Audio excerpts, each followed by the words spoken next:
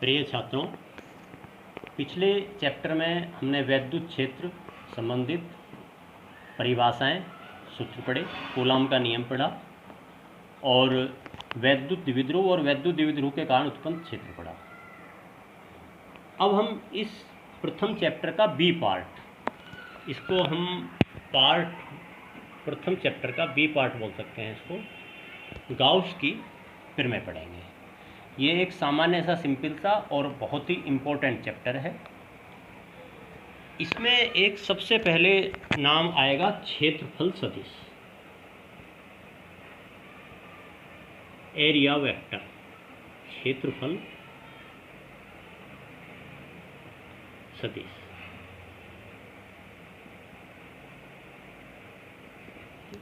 देखिए, क्षेत्रफल वैसे तो एक अदिश राशि है, लेकिन कुछ स्थानों पर क्षेत्रफल के साथ साथ उसका जो ओरिएंटेशन है, दिक् विन्यास है, अर्थात हम क्षेत्रफल को किस प्रकार से व्यवस्थित रख रहे हैं, वो अपने आप में एक इम्पोर्टेंट रोल अदा करता है। जैसे उदाहरण के लिए हम मान लेते हैं कोई पानी का फ्लो हो रहा है इस डायरेक्शन में, जैसे ये कोई पानी नदी है और पानी का फ्लो हो रहा है। यदि हम कोई एक वलय लें, जैसे इस प्रकार से ये कोई वलय है, अब यदि मैं इस वलय को इस पानी की धारा के लंबवत रखूं इस प्रकार से,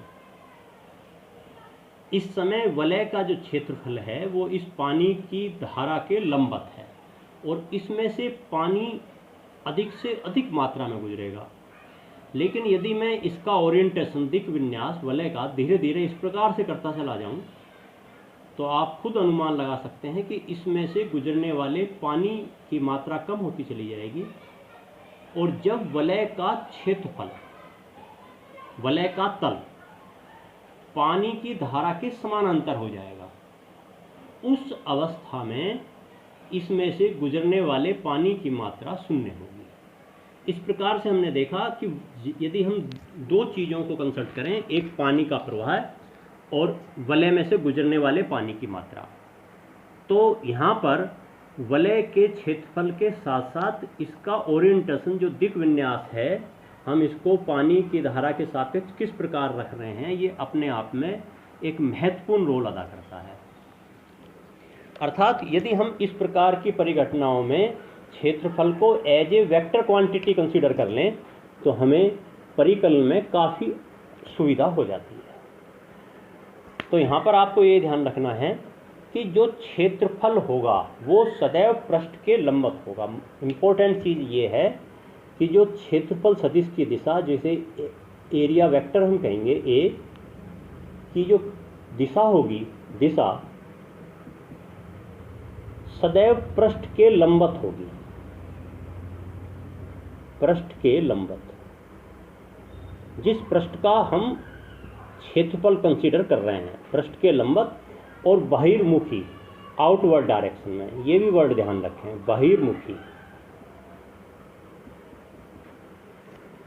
उदाहरण के लिए जैसे हम वलय का ही उदाहरण ले रहे हैं, ये वलय का तल है, ये तो ये इसका पृष्ठ हो गया, इसका क्षेत्रफल हो गया, तो इसके जो क्षेत्रफल सदिश की दिशा है, हम इस प्रकार से वलय के तल के लंबवत, बहिर्मुखी, इस प्रकार से डायरेक्शन में लेंगे। यदि हम वलय को ऐसे रखें तो इसका क्षेत्रफल सदिश की दिशा इस प्रकार से हो जाएगी।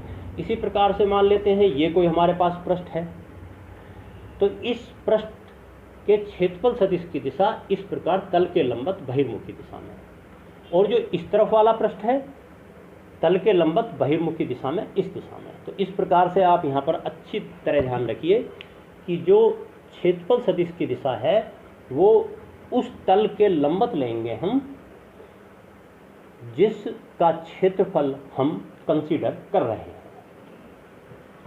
यहाँ पर एक चीज और आएगी, एक हमने पढ़ी है वैद्युत क्षेत्र की दिशा, और एक हम यहाँ पर पढ़ रहे हैं क्षेत्रफल सदिश की दिशा। वैद्युत क्षेत्र और एक क्षेत्रफल सदिश। तो इन दोनों के बीच का कोण हम यहाँ पर इस चैप्टर में थीटा कंसीडर करके चलेंगे। ठीक है, अब इससे नेक्स्ट पॉइंट आपको यहाँ पर चलने से पहले एक परिभाषा आपको वैसे पहले पढ़ी हुई है, लेकिन मैं फिर दोबारा रिमाइंड करा रहा हूँ। एक आपको परिभाषा ध्यान रखनी है, समतल कोण, प्लेन एंगल।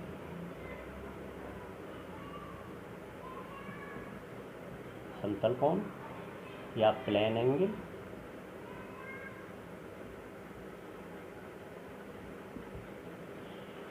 किसी भी वक्रीय चाप के द्वारा, जैसे ये कोई वक्रीय चाप हो गया, मान लेते हैं ये इस वक्रता का केंद्र हो गया, तो किसी भी वक्रीय चाप के द्वारा केंद्र पर आंतरित किया गया कोण, यदि हम इस चाप के दोनों सिरों को इसके वक्रता केंद्र से मिला दें तो ये जो कोण बनेगा इसे हम समतल कोण कहते हैं, थीटा। यदि वक्रीय चाप की लंबाई हम डेल्टा एल कंसीडर करें और इसकी त्रिज्या आर कंसीडर करें तो हमारे पास जो समतल कोण होगा वो डेल्टा एल बटे आर, चाप बटे त्रिज्या, और इसकी हम यूनिट कंसीडर करते हैं रेडियन।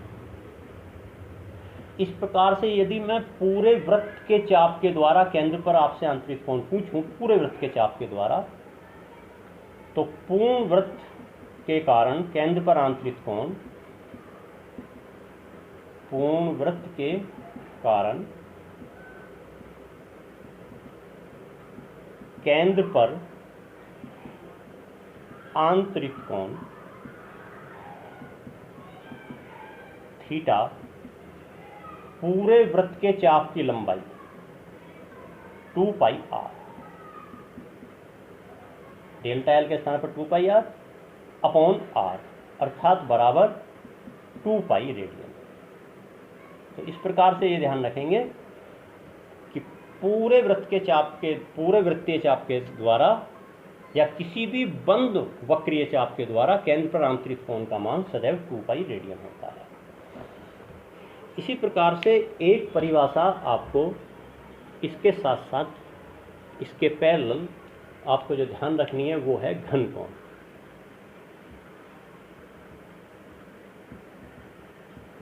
जिसे हम सॉलिड एंगल भी कह सकते हैं।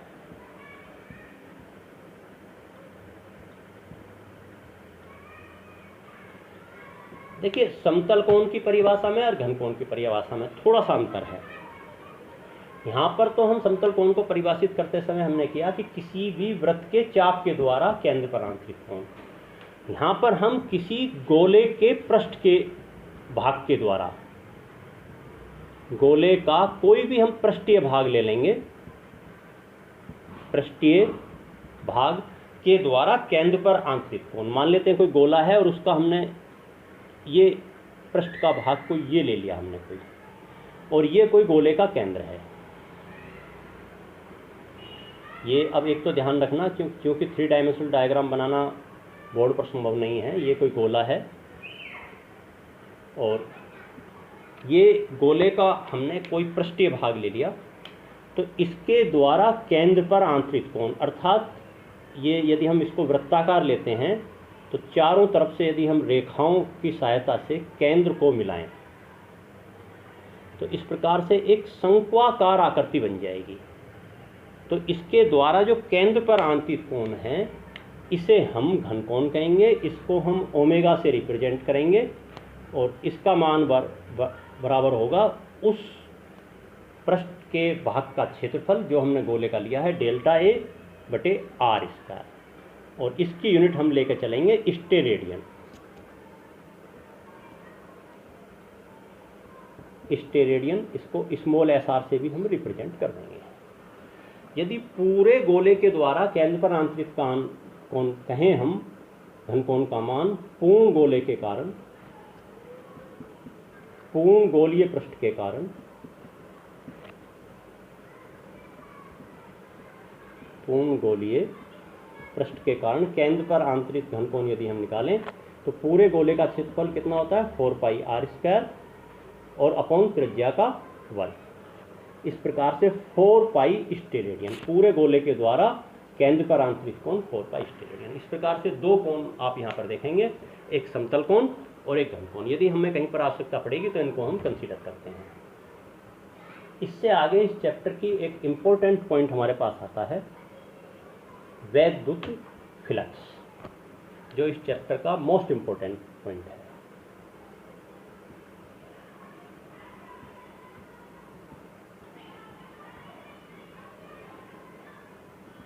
वैद्युत फ्लक्स, इलेक्ट्रिक फ्लक्स।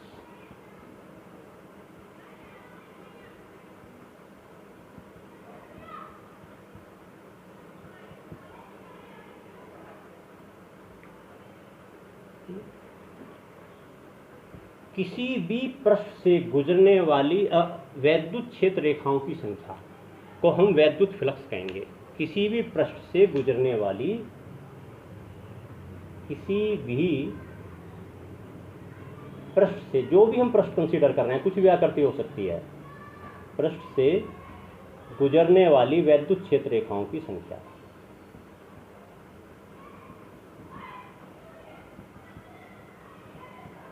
वैद्युत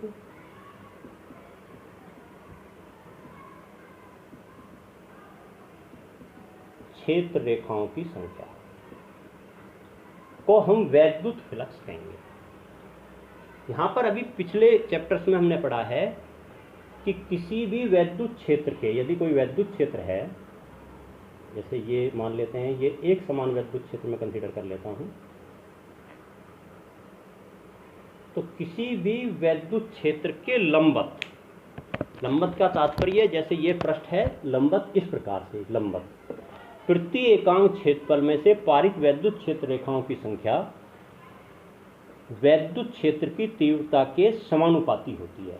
ये परिभाषा आप हर समय ध्यान रखेंगे कि किसी भी वैद्युत क्षेत्र के लंबत प्रति एकांक क्षेत्रफल में से गुजरने वाली वैद्युत क्षेत्र रेखाओं की संख्या वैद्युत क्षेत्र की तीव्रता के समानुपाती होती है। हम सीधे सीधे वैद्युत क्षेत्र की तीव्रता के समानुपाती ना लेकर इसको हम वैद्युत क्षेत्र की तीव्रता भी कई बार कंसीडर कर लेते हैं, क्योंकि यदि हम किसी एक समस्या में इसको हम वैद्युत क्षेत्र की तीव्रता कंसीडर करेंगे तो प्रत्येक स्थान पर उसी अनुपात में वैद्युत क्षेत्र रेखाओं की संख्या घटती या बढ़ती रहेगी। अब यहाँ पर तीन कंडीशन हो सकती हैं। पहली कंडीशन कि किसी पृष्ठ से गुजरने वाली वैद्युत क्षेत्र रेखाओं की संख्या को हम कैसे कंसीडर करें। पहला, यदि पृष्ठ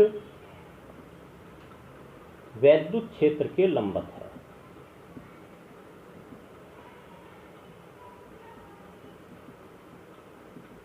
वैद्युत क्षेत्र के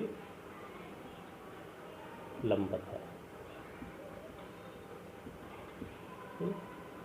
देखिए, यदि पृष्ठ जिसमें से हम वैद्युत क्षेत्र रेखाओं की संख्या कंसीडर कर रहे हैं वैद्युत क्षेत्र के लंबत है, तो इस प्रकार से लंबत, और ये ध्यान रखेंगे कि जब पृष्ठ वैद्युत क्षेत्र के लंबत होगा तो इस पृष्ठ का जो क्षेत्रफल सदिश है ये वैद्युत क्षेत्र की दिशा में होगा।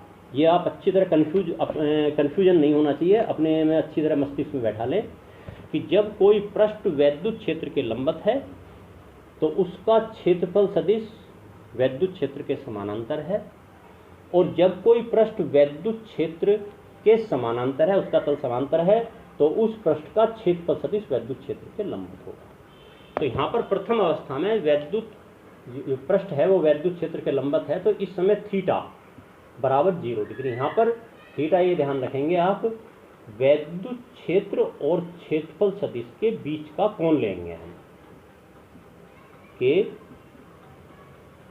बीच का कोण। ठीक, तो यहाँ पर वैद्युत फ्लक्स फाई बराबर हमारे पास हम सीधा लिख सकते हैं E × A, क्योंकि एकांक लंबत एकांक क्षेत्रफल में से गुजरने वाली वैद्युत क्षेत्र रेखाओं की संख्या को हम E कह रहे हैं, इसलिए उसके लंबत रखे A क्षेत्रफल में से गुजरने वाली वैद्युत क्षेत्र रेखाओं की संख्या को E × A। ये बिल्कुल सिंपल सी चीज़ है, और इसकी यूनिट हो जाएगी या तो आप न्यूटन मीटर स्क्वायर पर कूलम, क्योंकि हम ई में वैद्युत क्षेत्र के मात्रक का वैद्युत क्षेत्र के मात्रक में क्षेत्रफल के मात्रक का मल्टीप्लाई कर रहे हैं, तो ये वैद्युत फ्लक्स का मात्रक आ जाएगा, या फिर वोल्ट इंटू मीटर, क्योंकि एक मात्रक वैद्युत क्षेत्र का वोल्ट पर मीटर होता है, उसमें जब मीटर स्क्वायर का मल्टीप्लाई करेंगे तो वोल्ट मीटर।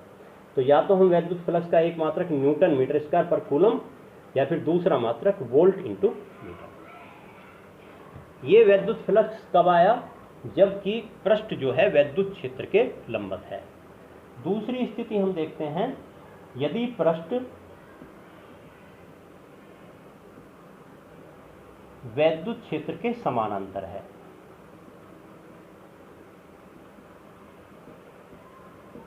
वैद्युत क्षेत्र के समानांतर है। देखिए, जब पृष्ठ वैद्युत क्षेत्र के समांतर होगा तो उसकी ये स्थिति हो जाएगी, और उस अवस्था में इस पृष्ठ पर डाला गया लंबर था, जिसे क्षेत्रफल सदिश हम कहेंगे, वो वैद्युत क्षेत्र के लंबवत होगा। तो इस स्थिति में हम वैद्युत क्षेत्र और क्षेत्रफल सदिश के बीच का कोण हम 90 डिग्री या π/2 लेकर चलेंगे। ये ई वे मतलब वैद्युत क्षेत्र सदिश और क्षेत्रफल सदिश के बीच का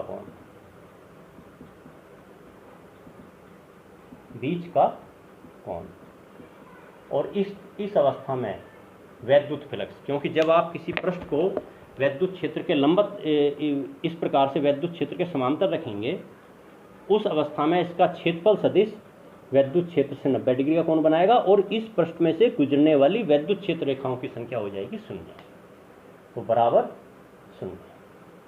तो दो स्थितियों में वैद्युत फ्लक्स निकालना हमारे लिए बहुत आसान है। तीसरी स्थिति नॉर्मल स्थिति हो सकती है कि यदि वैद्युत क्षेत्र व क्षेत्रफल सदिश के बीच कोण थीटा हम यदि कंसीडर करें तो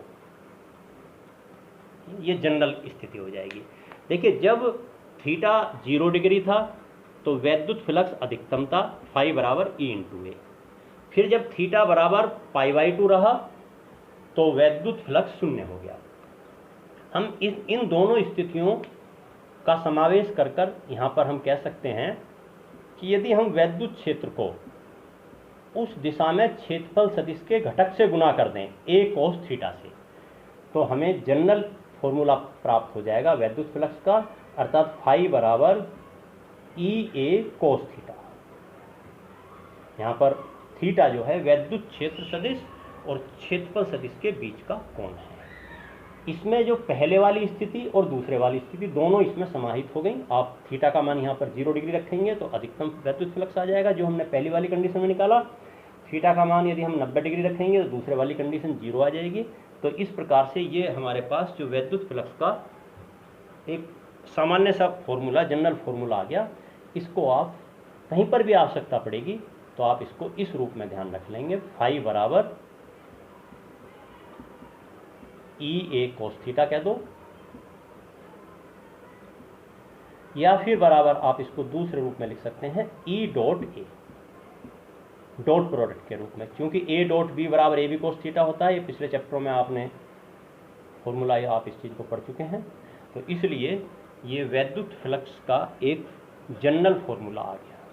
यहाँ पर आपको एक चीज़ ध्यान रखनी है कि यदि कोई पृष्ठ समतल नहीं है, मान लेते हैं कोई पृष्ठ समतल नहीं है, तो उससे संबंधित वैद्युत फ्लक्स आप कैसे निकालेंगे? देखिए, यदि कोई पृष्ठ समतल नहीं है तो उससे संबंधित वैद्युत फ्लक्स फाई बराबर सिग्मा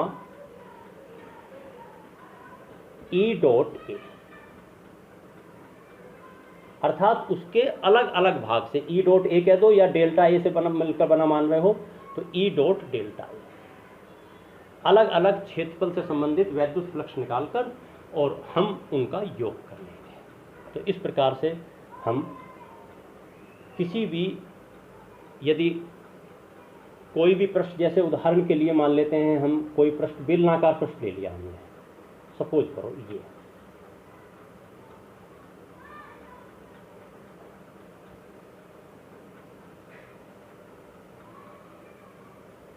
अब इस बेलनाकार पृष्ठ से संबंधित वैद्युत फ्लक्स कंसीडर करते समय इसके हम 3 पृष्ठ अलग अलग कंसीडर करेंगे। पृष्ठ संख्या मान लेते हैं 1, ये 2 और तीसरा ये वक्राकार पृष्ठ 3। यदि हम इस पृष्ठ के लिए क्षेत्रफल सदिश की दिशा लेंगे तो हम ये लेकर चलेंगे डेल्टा ए। यदि हम इस पृष्ठ के लिए क्षेत्रफल सदिश की दिशा लेंगे तो हम ये कंसीडर लेकर चलेंगे डेल्टा ए। और यदि हम इसके लिए वक्राकार पृष्ठ पर लेकर चलेंगे तो जिस पॉइंट पर हम लेंगे क्षेत्रफल सदिश उसके लंबवत क्षेत्रफल सदिश हो जाएगा। और चूंकि इसकी दिशा लगातार परिवर्तित होगी यहाँ पर, इसलिए हम इसको DA से रिप्रेजेंट करेंगे, क्योंकि अलग अलग बिंदुओं पर वक्राकार पृष्ठ के अलग अलग बिंदुओं पर क्षेत्रफल सदिश की दिशा अलग अलग। तो हम तीनों पृष्ठों से अलग अलग वैद्युत फ्लक्स निकालकर उनका सम कर देंगे। यहाँ पर आपको एक चीज और ध्यान रखनी है कि जब हम वक्राकार पृष्ठ से संबंधित वैद्युत फ्लक्स निकालेंगे, वक्रीय पृष्ठ के लिए, वक्रीय पृष्ठ के लिए हम वैद्युत फ्लक्स इंटीग्रेशन विधि से काउंट करेंगे, इंटीग्रेशन E डॉट डी। क्योंकि वक्रीय पृष्ठ के प्रत्येक बिंदु पर क्षेत्रफल सदिश की दिशा लगातार परिवर्तित होगी, तो वहां पर हम समाकलन विधि से वैद्युत फ्लक्स का मान परिकलित करेंगे। तो इस प्रकार से इस चैप्टर में आप इस वैद्युत फ्लक्स का जो कंसेप्ट आया है उसे आप अच्छी तरह अपने मस्तिष्क में बैठा लें, क्योंकि एक हम इसी से संबंधित फ्लक्स से संबंधित आगे एक चुंबकीय फ्लक्स पढ़ेंगे। चुंबकीय फ्लक्स और वैद्युत फ्लक्स में कोई अंतर नहीं है, बस यहाँ पर हम कह रहे हैं कि किसी पृष्ठ से गुजरने वाली वैद्युत क्षेत्र रेखाओं की संख्या, और चुंबकीय फ्लक्स में हम कह देंगे किसी पृष्ठ से गुजरने वाली चुंबकीय क्षेत्र रेखाओं की संख्या।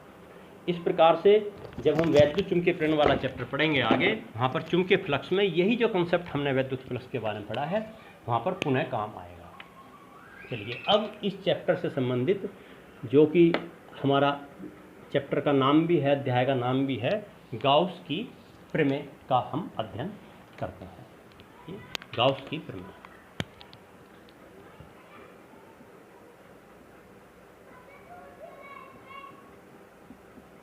गाउस की प्रमेय।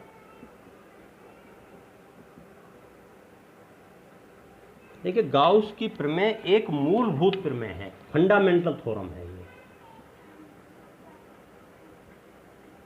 मूलभूत प्रमेय, फंडामेंटल थ्योरम,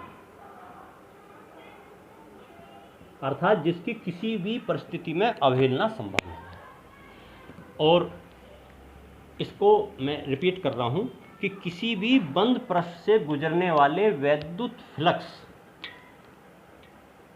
की मात्रा, किसी भी बंद पृष्ठ से गुजरने वाले वैद्युत फ्लक्स का मान उस पृष्ठ से संबंध आवेश और निर्वात या वायु की वैद्युतशीलता के अनुपात के बराबर होता है।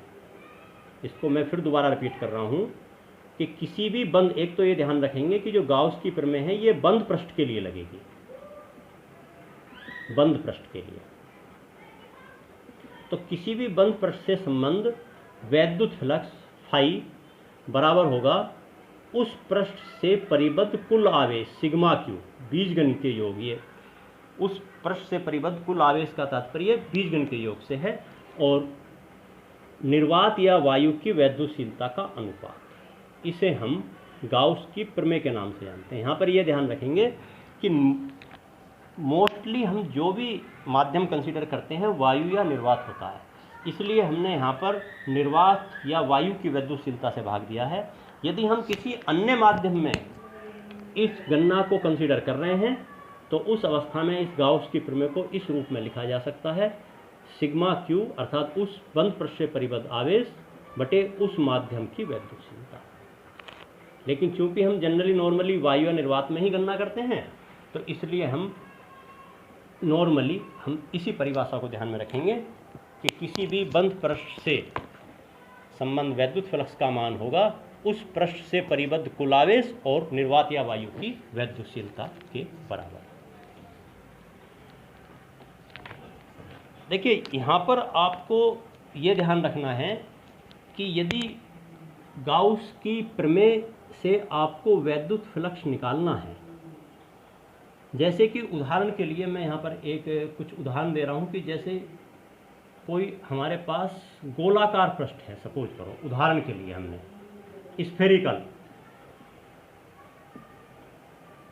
स्फेरिकल सरफेस हमने ले ली, कोई गोलाकार पृष्ठ, और गोलाकार पृष्ठ से के अंदर मान लेते हैं कोई वैद्युत द्विध्रुव रखा है, वैद्युत द्विध्रुव, एक आवेश प्लस Q और एक आवेश माइनस Q। हमसे कहा गया कि इस पृष्ठ से संबंध वैद्युत फ्लक्स का मान निकालो। तो देखिए, यदि हम गाउस की प्रमेय लगाते हैं तो गाउस की प्रमेय से इस पृष्ठ से संबंध वैद्युत फ्लक्स बराबर sigma Q upon epsilon not, और कुल आवेश का मान होगा 0, क्योंकि उतना ही धनात्मक आवेश और उतना ही ऋणात्मक आवेश बटे एप्सिलॉन नॉट, और इसका वैद्युत फ्लक्स का मान आ गया 0। यहाँ पर आपको एक अपने मस्तिष्क में बात और बैठा लेनी चाहिए कि जैसे यदि कोई किसी पृष्ठ के अंदर धनात्मक आवेश रखा है सपोज करो, तो उसके कारण जो वैद्युत क्षेत्र रेखाएं हैं वो इस प्रकार से होती हैं बहिर्मुखी दिशा में। और यदि अब हम इस अवस्था में वैद्युत फ्लक्स कंसीडर कर रहे हैं तो ये वैद्युत फ्लक्स इस पृष्ठ से निर्गत माना जाएगा, ये इससे निर्गत हो रहा है। और यदि किसी पृष्ठ के अंदर आवेश ऋणात्मक है इस प्रकार से, तो उसके कारण वैद्युत क्षेत्र रेखाएं जो होती हैं वो इस प्रकार से होती हैं, वैद्युत क्षेत्र रेखाएं।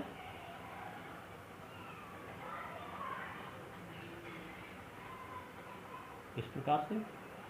और अब इसको हम निवेशित वैद्युत फ्लक्स कहेंगे, इसको हम कहेंगे निवेशित वैद्युत फ्लक्स, क्योंकि वैद्युत क्षेत्र रेखाएं इस पृष्ठ के अंदर प्रवेश कर रही हैं। और इसको हम कहेंगे निर्गत वैद्युत फ्लक्स।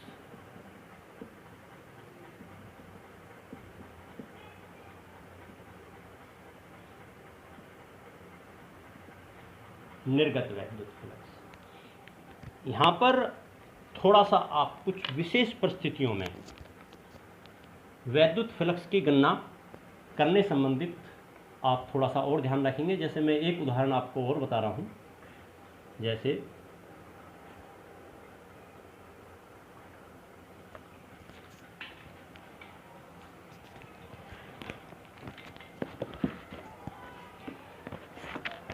एक हम उदाहरण लेकर चल रहे हैं न्यूमेरिकल्स का, उसके थोड़ा सा आपको और क्लियर हो जाएगा। हम एक संख्यात्मक उदाहरण ही ले लेते हैं वैद्युत फ्लक्स की गणना से संबंधित, तो आपको वैद्युत फ्लक्स की गणना कैसे करनी है वो क्लियर हो जाएगा। कि जैसे एक एग्जाम्पल हम लेकर चल रहे हैं कि कोई वैद्युत क्षेत्र का मान धनात्मक एक्स अक्ष की दिशा में E बराबर है, हमें दिया हुआ है 200 I cap, x greater than 0। x greater than 0 का मतलब यदि हम धनात्मक एक्स अक्ष की दिशा में चलते हैं, और वैद्युत क्षेत्र का मान दिया हुआ है -200 I कैप,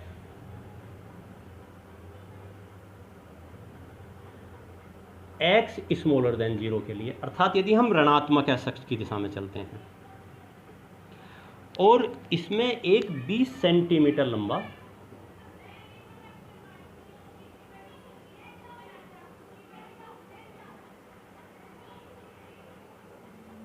जैसे ये एक्स अक्ष हो गई और ये हमारे पास वाई अक्ष हो गई, इसमें एक 20 सेंटीमीटर लंबा और 5 सेंटीमीटर त्रिज्या का एक बेलनाकार सिलेंडर रखा है।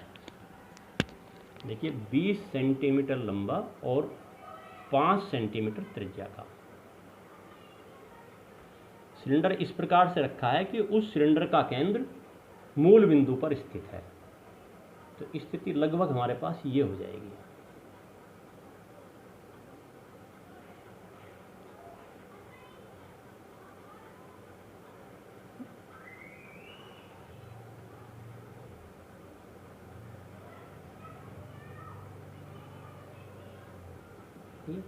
ये सिलेंडर है, इसकी लंबाई कुल दी हुई है हमें 20 सेंटीमीटर और त्रिज्या हमें दी हुई है इसकी 5 सेंटीमीटर और इसका केंद्र मूल बिंदु पर स्थित है। हमें गणना करनी है प्रत्येक चपटे फ्लक्स से गुजरने वाले नेट बहुर्मुखी फ्लक्स और दूसरा हमें देखना है सिलेंडर के पार से गुजरने वाला विद्युत फ्लक्स और तीसरा सिलेंडर से गुजरने वाला कुल विद्युत फ्लक्स। देखिए, पहला हमें 2 फलक लेने हैं।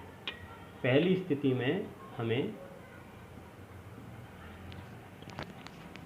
निकालना है कि प्रत्येक चपटे फलक से गुजरने वाला नेट। तो एक चपटा फलक ये हो गया, इसे मैं नंबर 1 नाम देता हूँ। दूसरा चपटा फलक ये हो गया, अर्थात इसके 2 फलक हैं वृत्ताकार फलक।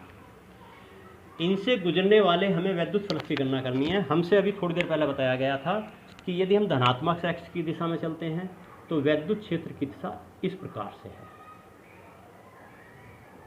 एक समान वैद्युत क्षेत्र। और यदि हम ऋणात्मक एक्स अक्ष की दिशा में चलते हैं तो वैद्युत क्षेत्र की दिशा इस प्रकार से है।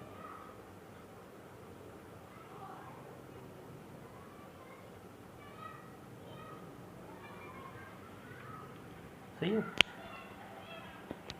और यदि हम प्रथम पृष्ठ लेते हैं तो इसके लिए क्षेत्रफल सदिश की दिशा ये हो जाएगी प्रथम पृष्ठ के लिए।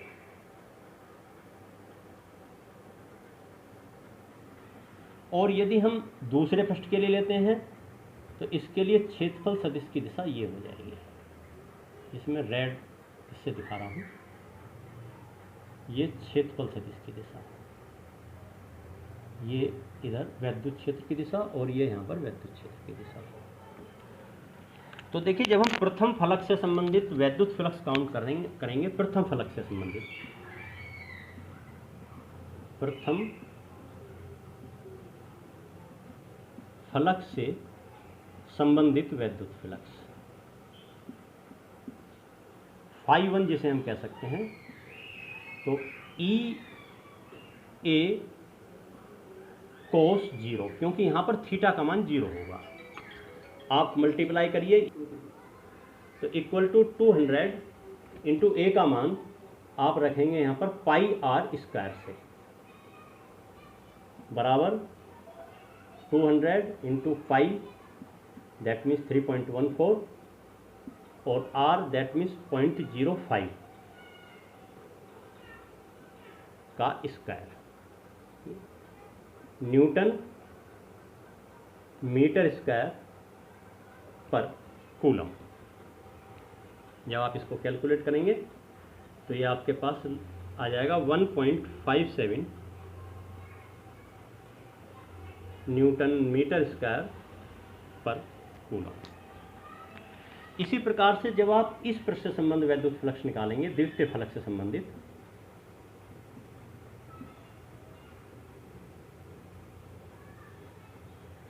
द्वितीय फलक से संबंधित जब आप वैद्युत फ्लक्स निकालेंगे तो φ2 बराबर यहाँ पर ई ए, यहाँ पर भी आप वही कैलकुलेट करेंगे ई ए कोस 0।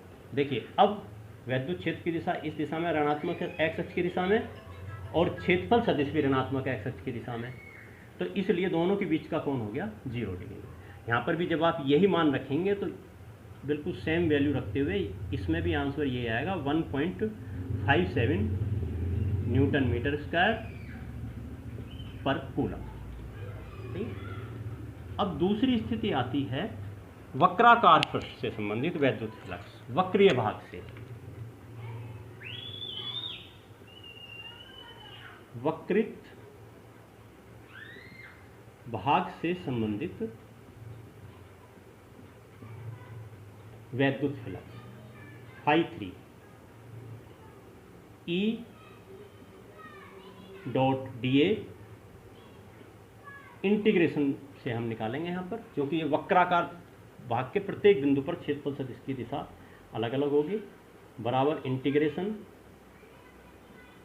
E da कोस 90, क्योंकि प्रत्येक भाग पर वैद्युत क्षेत्र, हम कह रहे हैं वैद्युत क्षेत्र इस दिशा में या तो धनात्मक एक्स अक्ष की दिशा में है या फिर ऋणात्मक एक्स अक्ष की दिशा में, और क्षेत्रफल सदिश होगा इसके लंबवत, किसी भी पॉइंट पर लेंगे तो वैद्युत क्षेत्र के लंबवत आएगा क्षेत्रफल सदिश। तो इस प्रकार से किसी भी बिंदु पर यदि हम क्षेत्रफल सदिश लेंगे तो वैद्युत क्षेत्र के लंबवत आएगा। इस प्रकार से ई डी ए cos 90 अर्थात वैद्युत फ्लक्स आ गया 0। यदि हमें कुल वैद्युत फ्लक्स निकालना है फाई बराबर, तो तीनों का आप योग कर देंगे, φ1 प्लस φ2 प्लस φ3, तो कुल वैद्युत फ्लक्स आ जाएगा।